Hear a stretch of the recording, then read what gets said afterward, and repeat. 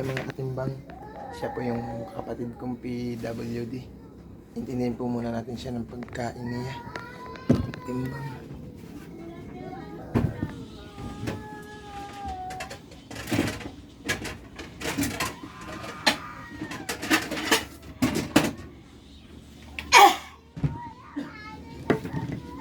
Sasandukan muna natin siya ng pagkain niya, mga katimbang.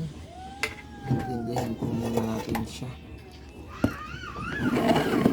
Kasi hindi po siya marunong mag-intindi ng kanyang sarili.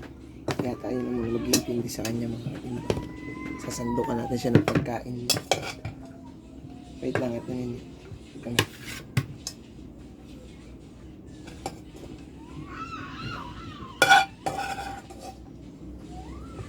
Wait lang, ito nini. Bibigyan ang ulam mo.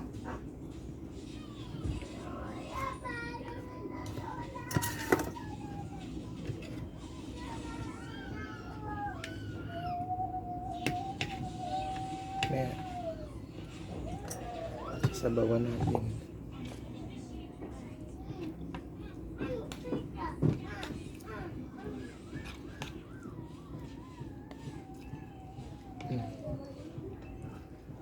Mga katimbang, sinabukan muna natin yung aking kapatid dahil hindi siya nakain. Kaya mo na mga katimbang, kakain na yung aking kapatid. Siya po yung kapatid kong PWD na gustong gusto ko pong ipagamot, kaso wala pa po kami sapat na pera para mapagamot siya. Kaya po patuloy kami nagsusumikap sa buhay, baka sakali pong mapagamot namin siya, mga katimbang.